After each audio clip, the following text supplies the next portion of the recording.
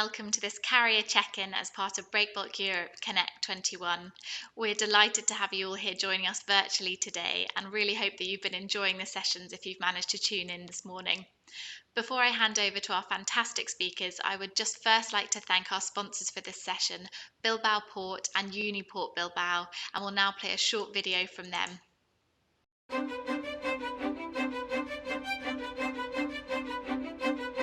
Bilbao Port has a favourable geographical location, but it also offers modern and functional facilities with a wide range of sea services. The expansion of its facilities has given new traffic connections and operations a boost, providing services to developing industrial clusters such as those related to energy. In this context, the rapid rise of wind power has made Bilbao Port the centre for manufacture, logistics and exports of components of wind systems, and for projects linked to gas and oil. Thus, Bilbao Port has become the new leader when it comes to heavy shipping operations, offering a high level of specialisation with its 5,000 operations per year. Bilbao Port sails alongside several companies that are world references in this sector, thus offering a competitive advantage within an agile and flexible enclave.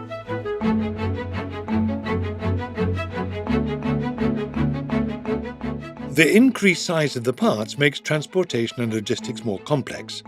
The Port Authority of Bilbao promotes the coordination among the institutions and agents involved in the transportation of these parts from factories to the port in order to ensure the competitiveness of their clients. The Port Authority of Bilbao works to be a dynamic and efficient hub in order to guarantee the future of a strategic sector of our economy. So many thanks again to our sponsors for today's carrier check-in. Before we get started, I'd just like to quickly go over a couple of housekeeping points for this session. So firstly, this webinar will be available on demand after the session, so no panic if you miss anything, you'll be able to access the content at a later date. And we will be hosting a live Q&A with our panelists after the discussion. So if you have any questions, please could you ask them in the Q&A tab on your right-hand side, and we'll do our best to get to them at the end of the session. So I'd now like to hand over to Carly Fields, who is the news editor here at Breakbulk Events and Media and will be moderating this carrier check-in. Over to you, Carly. Thank you, Liz, for that lovely introduction. So I'll just introduce our panel first off. We've got a great panel here. So we have Sarah Schlutter, the Senior Director Niche Products at Hapag-Lloyd. We have Oscar Ostadius, our Chief Sales Officer at Hoeg Autoliners, Ben Collins, our Global Project Cargo Manager at MSC, and Laurence Gauvert, Director of Chartering and Projects at Jumbo SAL Alliance, which is obviously a newly created one, so I'm excited to have you here to talk about that as well. We'll kick off, I think, with today. Let's look at today first before we start looking at the future things. We have a historically great freight market, which I'm sure you are all enjoying. So I wanted to ask, first of all, what are the upsides and the downsides of this spike? It is largely unanticipated. We all hoped for it to return like this, but it's the way it's gone has just been beyond expectations. So who would like to kick off with that question? All right, then I'm just going to get to that. I'm so sorry. Ladies first, I guess. Yes, thank you, Sarah. So thank you, Carly, for the question. So I think, Hapag-Lloyd being a container carrier obviously has very different challenges, right, than some of the breakbulk carriers as an example. But I think it's, freight rates, they're fantastic, right? Shipping lines in general are doing well, but the lack of space and that internal, let's say, fighting over the space, if it's not dry cargo, if it is special cargo, if it is also not breakbulk, I think that is actually overall right now the biggest challenge, how to prioritize actually overall your book of business, but at the same time trying to make sure, of course, that you deliver a high quality service towards your customers and also deliver on what has been promised in the past. I think by now it is kind of like the new normal, right? We've all been operating in this already for quite a number of months, and I guess the customers to some extent have also gotten used to it for good and bad, I guess.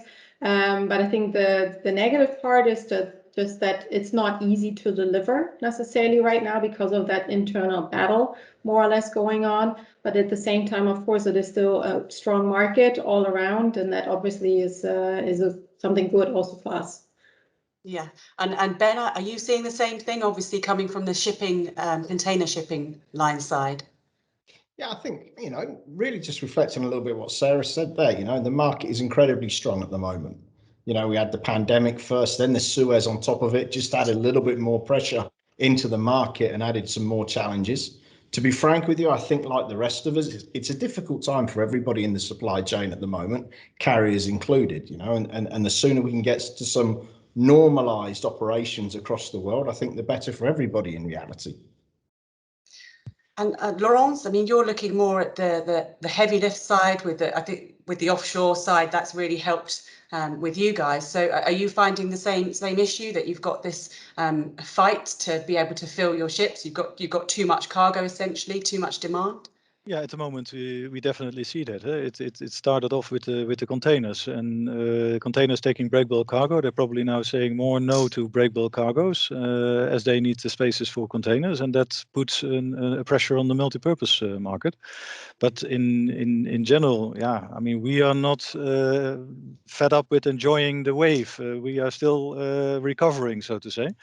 But indeed, it is a very tight balance between being able to deliver, because in our industry, the market is just starting to adapt to come earlier to the market in order to guarantee that they have sufficient or the required available tonnage. Yeah. And Oscar, obviously, again, another different cargo type that you're looking at. So how are you finding this market? I think I agree with everyone. I mean, our vessels also trade in a liner service, and so we are experiencing, of course, the same challenges container carriers are experiencing. But it's also very interesting, as Laurence is into. We always see cargo floating between ro-ro segment or container industry or the breakbulk carriers, and of course, when you see such tight market, you see a further recalibration as well. More cargo, new customers coming into also our sector, but it's of course demanding. We have contract customers, we should fulfill commitments, etc. And at the same time, you want to attract new customers and new cargo so they can experience also shipping breakbulk and product cargo on ro-ro vessels. Well, it's a great place to be, so I don't think any of us are going to complain. But how are we looking for the rest of this year and into 2022? Is this market going to continue? Are we going to continue to have these lovely freight rates and great demand for our services? Perhaps Oscar, I'll come to you first, as you've just finished with the first question. I mean, what we see in the market right now, and we see continuously a lot of disruptions. Of course, we are loading a lot of cars on our vessels as well, and we see huge disruptions on semiconductors and volume fluctuations. We see slightly now softer, temporarily softer market right now, but it's expected to recover and stay quite strong. But it's difficult to predict the market as well these days. If you ask me how the market looked 12 months from now, it's really challenging. But yeah, it looks tight. Does anyone else agree with that comment? Yeah. Yeah, I would agree in full. I think if you look at a breakbulk market, at least 7 or 8 months, I would say that we are still confident. Looks like now we have suffered a perfect storm on the negative side, and now it looks like the perfect storm is coming in a positive side. I also want to highlight that of course carriers are enjoying it at the moment, but I think also the industry, the EPCs, the clients, they know that the previous situation was not sustainable. So I think the market is all well, and they predicted it maybe 1 or 2 years ago that what was going on with the severe competition and everything, that was not sustainable. And if you then run the risk that at the end of the day there's maybe 3 or 4 players left over, because the rest is all disappeared or did something else or whatever, yeah, then that's also not a bright outlook. So I think the market is considering this, well, maybe not the new normal, but yeah, they have to accept that this is the current state of play. And it would be interesting to see what the global shift in that relates or in that relation brings with it. Because now we have seen that certain cargo volumes are shipped at freight rates that are exceeding the cargo value. That is something I've heard repeatedly and quite unbelievable, really. Is that something that you're seeing on the container side, Sarah? Yeah, I mean, for some commodities, that would definitely be the case because on the dry segment, I mean, it doesn't really matter which trade you're talking about, right? All of them have taken some massive, massive increases and are still taking also continuously increases. So for some of the commodities, especially on the more traditional backhaul trades, they're definitely getting to a point where it is breaking even, where it's maybe not worthwhile anymore, to ship something from Europe to China, as an example, right? So I think that will, and also now, I mean, looking at the Ever Given, I think that will definitely also have an impact continuously on people looking at their supply chains, and then maybe moving more again towards a trend of near sourcing. So that could very well be the case. Actually, that's the question I was going to move on to, the nearshoring side. Are we actually starting to see a real move towards that? We've talked about it many times that we're going to be moving more towards localization. Are we actually really seeing that now? Laurence, I know this is a subject quite close to your heart. Well, I think we do, but also if you look at it on a more consumer scale, we see that in Europe, people the COVID pandemic has also shown the dependency on China as fabricator of mouth masks, of respiratory material. So there, let's not forget the computer chips. At the moment, you cannot find a computer chip. So there you see that a lot of industries are affected by really tiny things. And I think the EU announced last week that they want to improve their fabrication of EU chips up to 22 or 24%, because now it's only 8% of the world production. So yeah, you will probably see that the more domestic, the more controlled production from a strategic point of view, but maybe also even from a cost point of view. And is nearshoring something we're really seeing from EPCs and the big scale shippers of big scale cargoes? Is that realistic to have nearshoring of these products that are very specialised and can only be built in certain places? Are we really going to reduce that? Perhaps I'll come to you, Ben. I haven't touched. I think one of the challenges that the EPC companies could have in this area for the short term is in terms of the skill sets. The skill sets have generally moved from the main countries overseas to Asia, to Europe. So to bring some of them skill sets back isn't necessarily something that can be done overnight. For sure, it can be done, but I think that's got to be part of a much longer term plan for those specific companies than just switching, widgets back from A to B. I think it's a little bit more challenging than that for these guys. Oscar, does nearshoring play a part in the cargoes that you carry? I mean, our vessels are traded mainly in the trade loops, but depending on car volumes and production. And we have actually seen a huge change in production, or very agile market and quick production changes for the car industry the last decade or even more. And I think we are used to these changes, and we have a very agile trading pattern and change it as deemed necessary. Actually, you touched there on agility, and that's something that I think has been pretty important in the market as it stands with the imbalance in supply and demand that we currently have. And I think flexibility, agility are the two sort of buzzwords. Sarah, do you have any thoughts on that at the moment, how we meet that imbalance? I mean, for us as a container carrier as such, right, also covering special cargo, obviously it's all about the equipment and making sure that the right amount of equipment is available in the places where it needs to be available.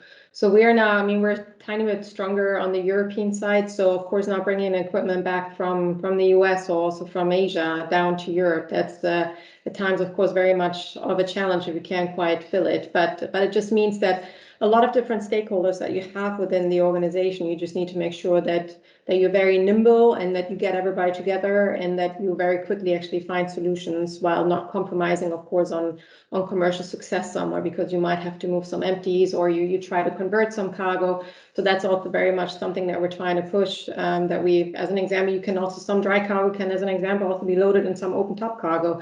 And then you can also create some open top containers. So you can create some win-win situations also with customers, right? If there's some commodities that can be moved. So we run really quickly, try to get everybody together and try and find solutions with possible customers and making sure that we move the equipment from A to B to the right place as fast as possible. And of course, as a container operator, you have that flexibility of being able to switch. But Laurence, perhaps more on the tramping side, it's a bit more tricky. You know, you've got to find a backhaul, haven't you? Yeah, but at the moment it is quite okay. Normally the Far East was, of course, the production facility of the world, and therefore you went to all sort of places. But now also you see European cargoes going to the Far East. So we are quite comfortable with the balance at the moment. Great. Ben, did you have any thoughts on this? Yeah, I think from an MSC perspective, to be honest with you, we have a certain advantage in terms of scale with the number of ships that are in our fleet at the moment, approximately 570 vessels. Since the start of the pandemic, in reality, we've tried very much to adjust the size of the fleet on the individual trade routes to match, where possible, the demand from the clients. We've started numerous new services, approximately 8 since the start of the COVID pandemic. Where we've tried to take specific actions is to reduce some of the port rotations on the scheduling, especially on the trans-Pacific routes, to try and minimize some of the port congestions. But the reality of it is, to be honest, the lack of predictability of what can happen in some ports on some voyages is proven a huge challenge, I think, for all carriers at the moment. It's very, very difficult to keep the berthing windows. But hopefully with some of the steps that we've taken, you know, we managed to maintain the services and deliver some new options to our clients. And Oscar, from the other perspective, that supply imbalance, is that affecting you guys? I think, yeah, of course, it's of course very important for us. I think we have been positioned to be very balanced in our network in and out, but we are experiencing same challenges as the container industry, where we now see an imbalance on the cargo carrying equipment or road trailers, etc. So there is a shortage also for us, so we need to cope with this and repositioning empty equipment as well. Okay, I'd like to change tack slightly here. It's still related to our very high freight market. I think the reason we've achieved this is because we haven't over-ordered in the past 2 to 3, 4 years, and so therefore we have a fairly balanced fleet, perhaps even a lack of ships, and not enough replacement coming through. So I'm curious as to whether any of you guys are considering ordering new ships now. Obviously, you know, freight rates are high, everyone wants to capitalize on it. And if you are, how on earth you are financing it, because that's the problem at the moment, isn't it? Trying to secure financing. Laurence, perhaps you've got a view on that?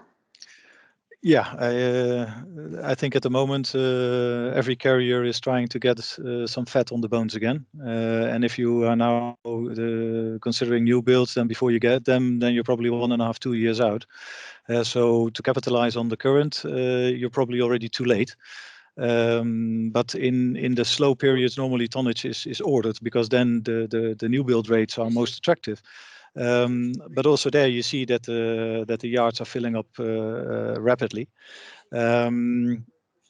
Financing, I would not like to touch that subject at the moment. I think there's a lot of parties that previously invested quite easily, that are really scratching their heads twice to go into that venture, because for the last decade it turned not the best investment. But on the other side, tonnage renewal is due to be conducted. So yeah, there will be new builds. I just hope that it will be more controlled as it was in the last, or at least 10 years ago, because then we're talking about the same situations again in a couple of years' time. So we have very short memories, though. It's been proven over many cycles. Yes. So we will see with that. But Sarah, what about on your side from Hapag-Lloyd? I mean, obviously you've got replacement of fleet necessary on such a big fleet. But where do you sit with new builds when you're thinking about catering to the out of gauge sector? Yeah, so obviously, I mean, we have placed an order for additional ships, but I mean, as Lawrence also said, that's down the line, right? So that's not really impacting or solving anyone's problem right now. So what we are very much focusing on is making sure that we're investing into new equipment, and we actually have, as we speak right now, so new special equipment coming out of China released. So this is very much where we're trying to support our customers, is by making sure that we're investing into equipment right now. So we have some new open tops coming out and some flat racks as well. Then also some of our hard tops. So that's very much where we're trying to support our customers and making sure that the equipment is going to be available. Okay. Ben, are you ordering? Yeah, no, Carly, just on that point, I'd like to add, from an MSC perspective, before the end of the year, there'll be another 5 Golson class vessels, almost 24,000 TEU, each of them being launched before the end of the year, which is obviously very exciting. Each of those vessels and all the ships in our fleet remain open for breakbulk and out of gauge cargo. We have our team around the world, so I'd like to, just to reassure Laurence and everybody that's on the call and watching that we're fully open for it. We're not kicking out the breakbulk and out of gauge cargo for containers, and our weekly services remain very much open for them. So, Laurence, you have ordered new ships, and Sarah, you've ordered new ships. Ben, you've ordered new ships. Oscar, Can you complete this? We have not ordered new ships. Not ordered new ships. Sorry, Laurence, no new ships there. But Oscar, can you fill a trio of new ships? Yeah, we just recently announced our future new building plans as well. Zero carbon ready vessels and 9,100 car equivalent units. So it will be the biggest car carrier in the world. And of course, building on the design we have with strong ramp capacity and big door opening, cater for lots of breakbulk cargo. I'm glad you mentioned zero carbon there. So obviously a big topic at the moment is fuel, and that's one of the problems for new build ordering, is that people don't know what fuel to choose, or even if it's a propulsion solution. How are you meeting zero carbon, Oscar? We have started this year already. We have done some biofuel trials, offering then also carbon neutral voyages, and for the future new build program, it is, as you say, there's a lot of things happening on the technological side today, and what we decided was to go for a flexible design with a multi-fuel engine.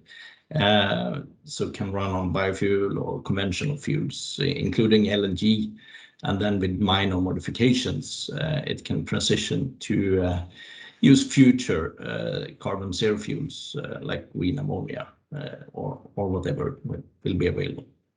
So you have basically put everything on the table. You're hoping to meet any fuel demand that comes from the IMO later down the line. Yes. What about the new builds that you've ordered, Sarah, with Hapag-Lloyd? I'm not 100% sure about the new builds, but we have some some of the vessels that we had from UASC, they were LNG ready back then. And we have one of the vessels which is currently refitted for LNG. I know there's also a lot of discussions and controversy around LNG as a fuel source, but this is something that we are looking at right now.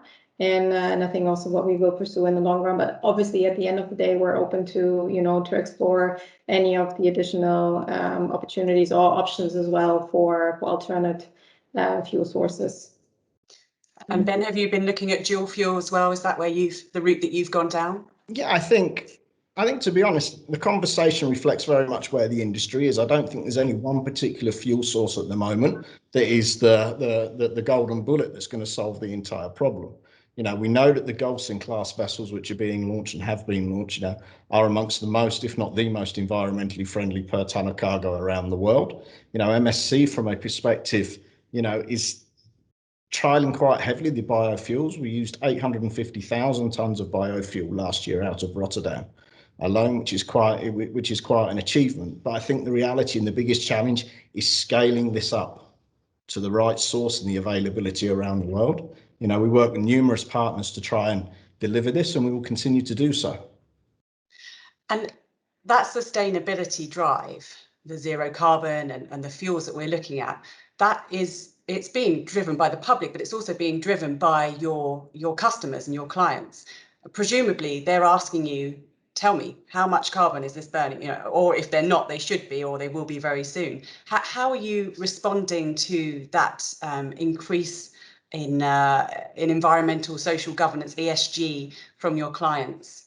Laurent, perhaps you'd like to kick off that one? Yeah, thanks. Yeah, obviously that question is asked more frequently, and especially in the breakbulk market, where a lot of the industry developments is fueled by the oil majors. They are very conscious about it. They are basically going through a transition of being a fuel supplier to an energy supplier. They really want to be associated with the green part of the industry, so to say. It is difficult to always quantify. What we do as just the Jumbo SEL Alliance, we like to present the customer a optimized logistical package where you can say, hey, we can combine certain load ports in one shipment, or where the client thinks of 24 shipments, we can reduce it to 20 because we use bigger intake or whatever, and therewith we can reduce the bunker footprint, so to say. We've also looked at the biofuel. The problem there is the availability in Rotterdam is perfect, but in the rest of the world, not yet that frequently available. But the results of the tests we did, very positive. We also investigated LNG. Yeah, LNG on a breakbulk vessel is a bit challenging. Normally they are smaller of size, and the LNG tanks are quite large. And it's rather impossible to get a hot work permit in order to less and secure your cargo. But definitely looking at what's out there, because as everybody is saying, the industry is demanding it. Yeah. Are you finding that as well, Sarah, that your customers are demanding it more? Yeah, I think so, customers, but already for quite a number of years. I think the trend is just increasing, that it's more and more customers, especially the big guys, right, that actually tie it into the annual tender negotiations as an example. But I don't think it's by now still also a qualifier. It's not necessarily a differentiator. So I think it's just, you know, something as a carrier you need to be mindful about it. You need to strive to do the best that is possible within basically our industry, and which is also clearly our ambition that we want to do as Hapag-Lloyd as well. But as I said, so I think it is continuing to be an increasing trend. But it's not a differentiator anymore. It's just something that you have to do at the end of the day. Do you agree with that, Oscar? It's not a differentiator anymore. Fully agree, and it's just escalating. It's going. The change is going quicker and quicker. We see more and more customers not only just asking questions; they are implementing the demands or requirements into contracts as well. So it's definitely here. But I think also as an industry, we're driving the change as well. I don't think it's just because companies and our valuable customers are coming to us asking for us, but I think all major corporations and companies, in fact, whether they're small or large, have to have an environmental awareness and environmental policy nowadays. I think the average age of container vessels, especially the MSC ones, lead to a certain environmental advantage. But the reality of it is I think every company has, whether they're running trucks, trains or vessels, have a responsibility to minimise the impact on the environment. Yeah, and beyond that, obviously that is incredibly important, but also you won't get finance for anything. You know, if you're a legitimate big company and you can't prove your green credentials now, and prove them properly, not just a carbon calculator that someone knocked up very easily, you know, on a website. It's not enough. You've got to do it and do it properly. No, I think that's a valid point as well, because if you look at the transfers to using scrubbers in our industry, yeah, it's not so highly adapted as one would expect. And then, of course, also the legislation. Then you have the open loop scrubber systems where you basically eject in the ocean. Yeah, in a lot of areas, not even allowed anymore. So it becomes also difficult. And I wonder if people that highly invested in the scrubber technology, if they are very happy with the decision they've taken, because it's a huge investment, and it's not necessarily being paid back yet. And you make a very interesting point, because it's about that first mover, the dangers of being the first mover. And actually that brings me on to my last question about innovation. And perhaps it's a bit of a loaded question when we've just mentioned that the first mover advantage is not always as great as it seems.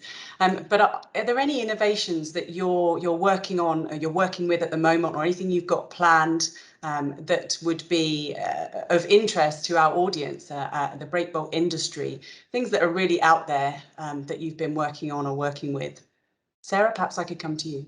Yeah, I mean, it's not. I mean, it's definitely not rocket science, and I guess not innovation as such. But what we are trying to do is basically to just become more, I would say, systematized and automated when it comes to costing and rating, basically for pre-lash cargo and also for breakbulk cargo. Just simply make it faster, right? Because I think we all, preparing a breakbulk quote today takes a lot of time, because you have to go, gets all the bits and bolts from all these different places and so on, and sometimes decisions just need to be taken faster, and that's what we are right now trying to work on. So to have more of a web platform where you can get rates for pre-lash and also for breakbulk, and then basically just making sure that we cater to our customers faster with rate offers, because I think that's where, I mean, for sure within Hapag-Lloyd, but I would say in the industry as a whole, everything is still handled very manually, because it is just, not as, square as the rest of, at least, our cargo, but we still kind of try to make it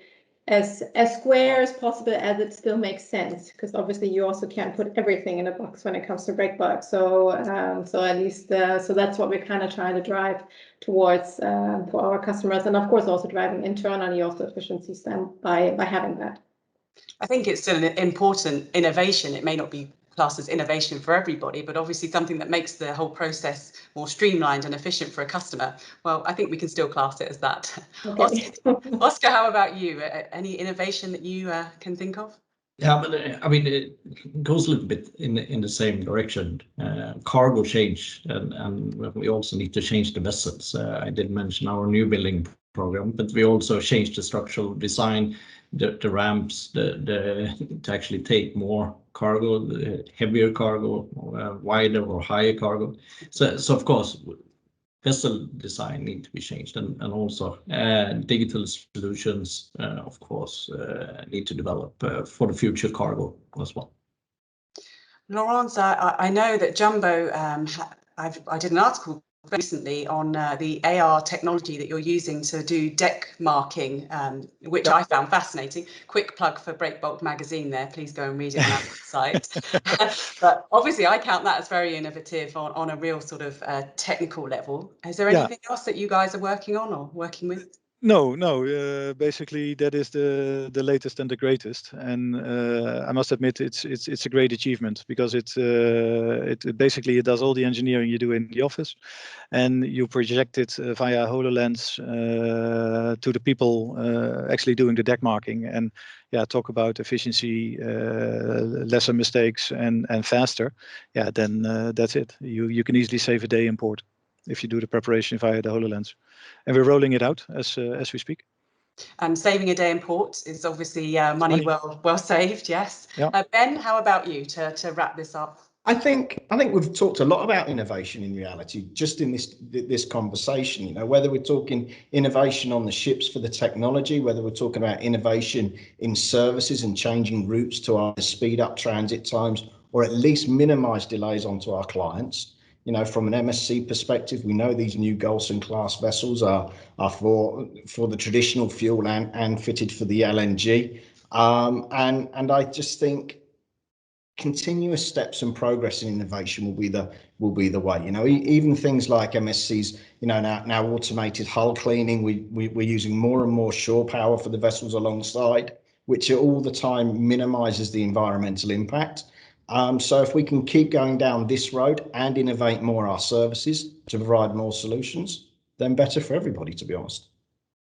Great, and I think that was a nice blend there of operational, technical, practical, administrative innovation, and it takes many forms. I'd like to thank you all for your input. That was a great conversation, and really interested to hear what you're all doing in this carrier check-in. So thank you. Thank you. Thank you very much.